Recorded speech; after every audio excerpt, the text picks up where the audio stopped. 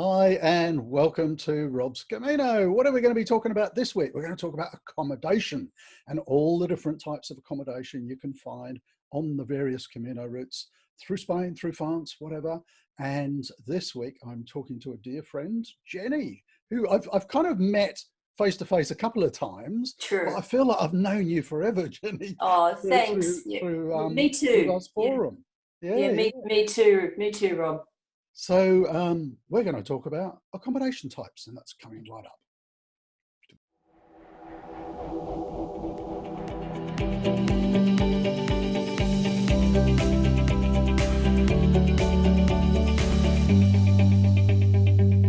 So, Jenny, you've how many Caminos have you walked?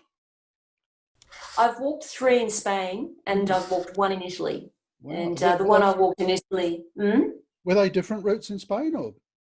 No, all on the Frances. Yeah, I love the Frances. Yeah, it's hard to get off it. It's just the best. Yeah. I have such a love for the Frances, and as you do a 2nd and 3rd Camino and more, like a lot of forum members have done, it becomes so familiar to you, and I think that's part of the reason why we all want to go back, because we want to go back to those familiar places.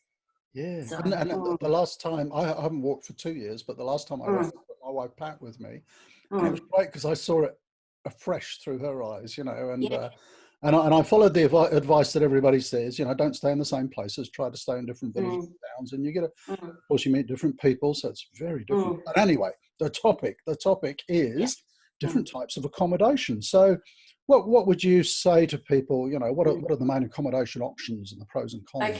Okay. Well, the cheapest, going up to the most expensive, is the cheapest are the Dormitory and Municipal albergues. Then you've got CASA RURALs, HOSTALs, hotels, and then of course at the top of the range you've got a Parador. Have you stayed in a Parador? I did in Santiago in 2012 for 1 night. That was all we could afford. I've tried a couple. Lucky you. Yeah. You work hard, you deserve it. Yeah. Okay, so we've got the albergues are the Pilgrim hostels, which is sort of communal living. That's correct. That's right. It's like for people who don't know the Camino, it's like going to stay in a backpackers. It's dormitory accommodation. It's you know, guys and girls all together. Sometimes it can be unisex showers. Obviously you still have your privacy, but the cheapest ones out of the albergue network is the donativos, where if you don't have any money, you don't have to pay anything, and you pay by donation. And the next cheapest are the municipals, and they're government run or local province run, and they tend to be around about €7 or €8 these days. Then you have the private albergues, and the private albergues generally work out to be around about 10, 12, maybe a little bit more, depending on where you are. So is there, and a lot of people, we'll come back to that in a second, a lot of people think, you know, staying in the albergues is the true Camino experience. Why do you think that is? What's the difference? I mean, why would you want to stay in dormitory accommodation? I mean, I'm sure a lot of people wonder about that.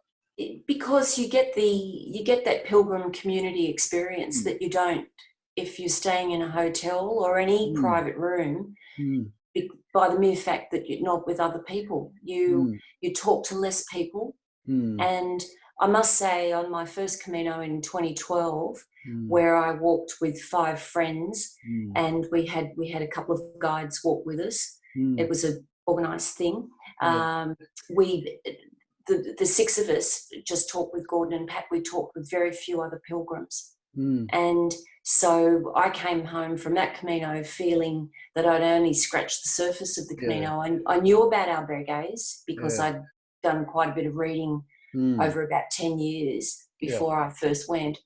But you talk to far more people. You really do.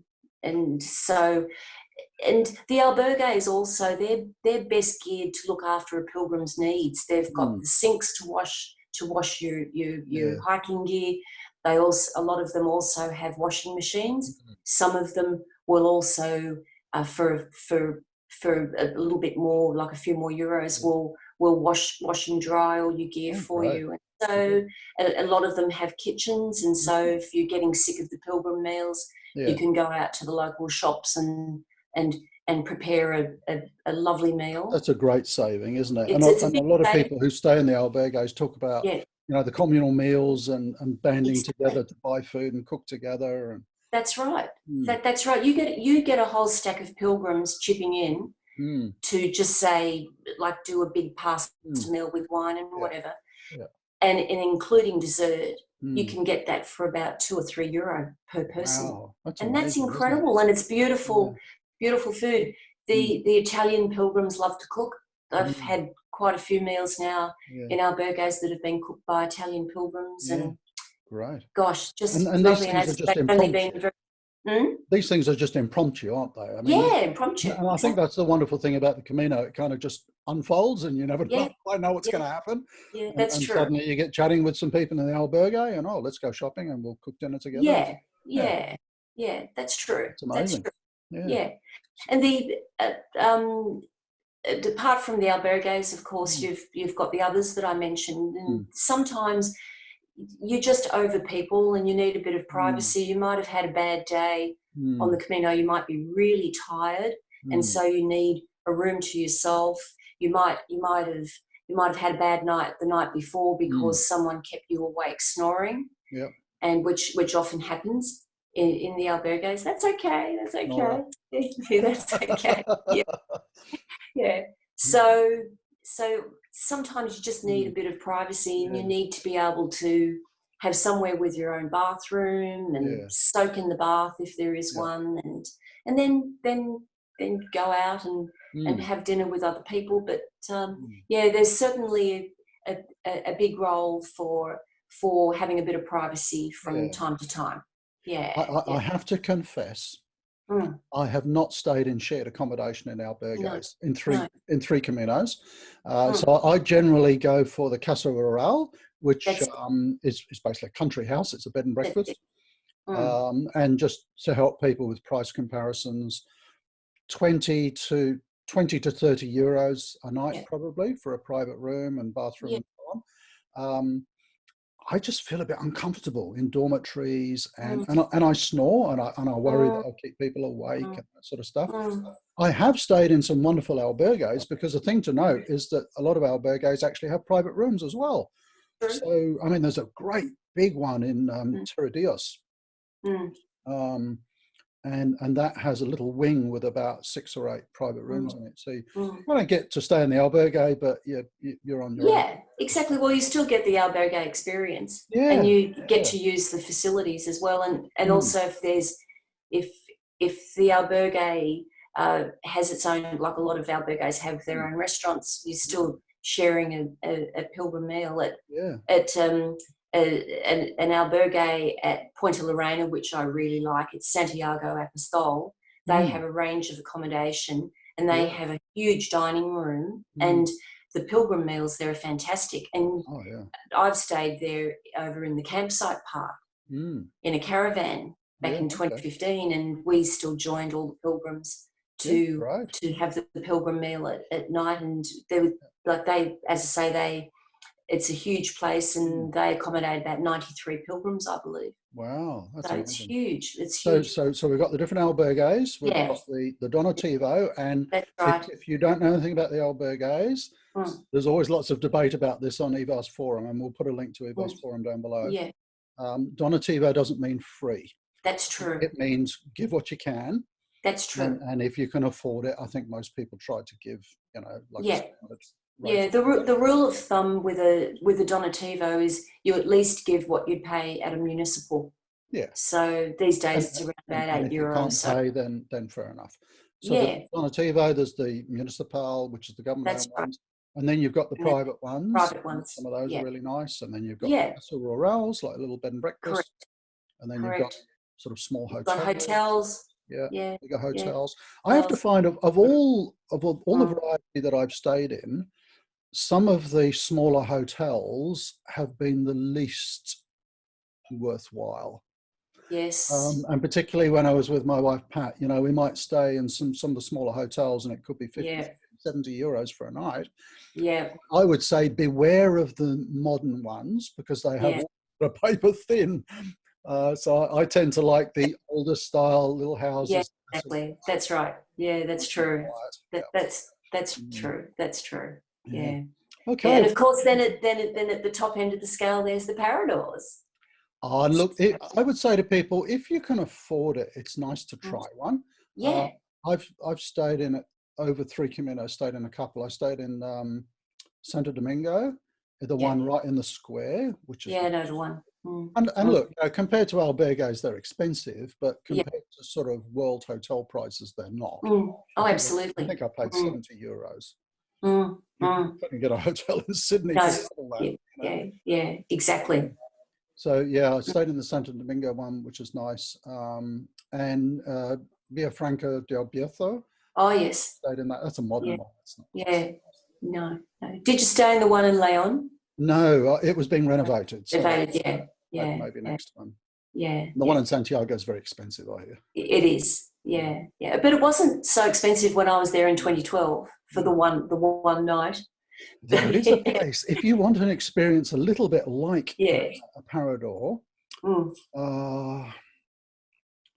is it called, the place after Bellarado on the Frances,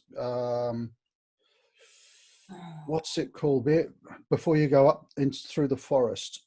It's not another Villafranca. I know. It's Villa Mayor de Monte de Oca. That's it. On the hill next to that one. What's it called? San Antonio Bad. Yes. It's beautiful. I know. It's a bit like a Parador, and it wasn't that expensive. Yeah. I stayed there in the Albergue part.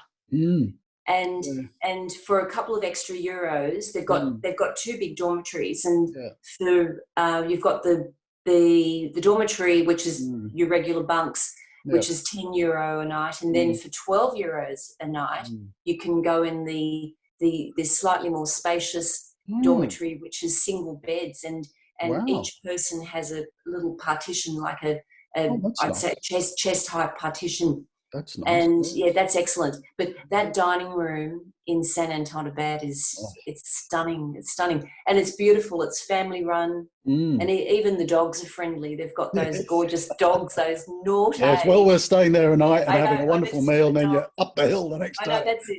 That's true. That's true. And you have the beautiful breakfast the next morning to give you the energy to get up and over. I want to go. I know, me too. Well, so we covered off the accommodation. We've got the 3 different types of albergues, CASA RURALs, little hotels. There is so much accommodation. I suppose one other thing that we ought to just talk about is booking. A lot of people worry about booking accommodation.